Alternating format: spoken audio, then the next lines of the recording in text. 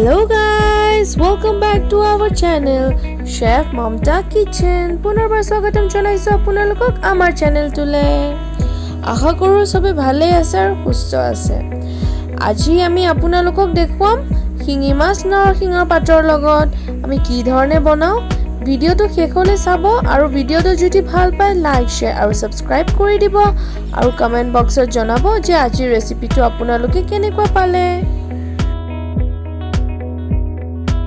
প্ৰথমতে নৰসিংহ পাত গ্ৰাইন্ড কৰি তাৰ ৰসটো উলাই লৈছো।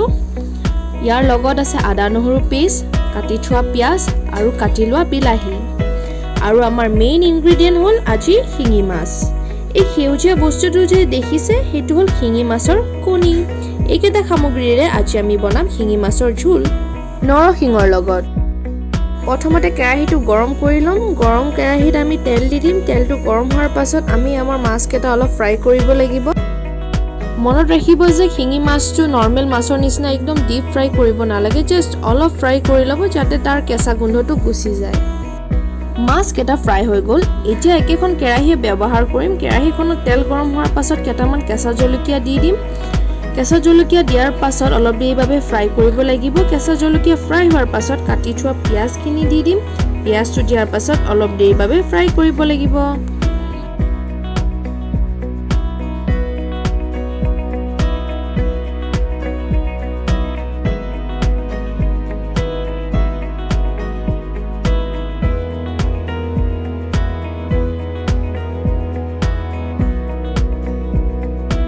পিয়াজটো অলপ দেৰিৰ ফ্ৰাই হোৱাৰ পাছত ইয়াতে দি দিম আদা নহৰু পেষ্ট। আদা নহৰু পেষ্ট দিয়াৰ পাছত আকৌ এবাৰ পিয়াজৰ লগত ভালদৰে ফ্ৰাই কৰিব লাগিব।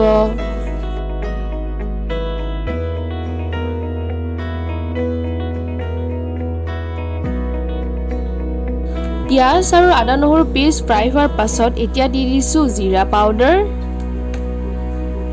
ধনিয়া পাউডাৰ, ৰেড চিলি পাউডাৰ আৰু ব্লেক পেপাৰ।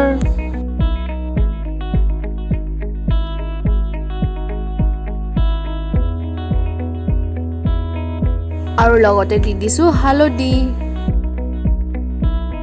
মছলাবোৰ দিয়াৰ পাছত সববোৰ ভালদৰে মিক্স কৰি অলপ দেৰিৰ ফ্ৰাই কৰিম।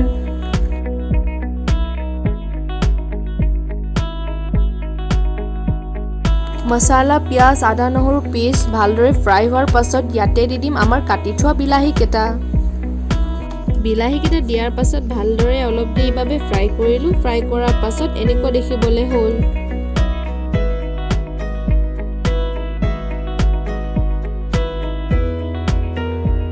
বিলাহীটো অলপ দেৰিৰ ফ্ৰাই কৰাৰ পাছত কভাৰ কৰি দিম।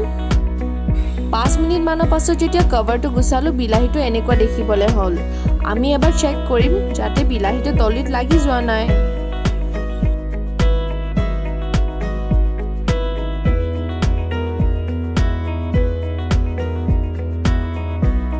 এতিয়া দি দিছো ইয়াতে অলপ পানী। পানী দিয়াৰ পাছত এতিয়া দি দিম নৰসিংহৰ ৰস।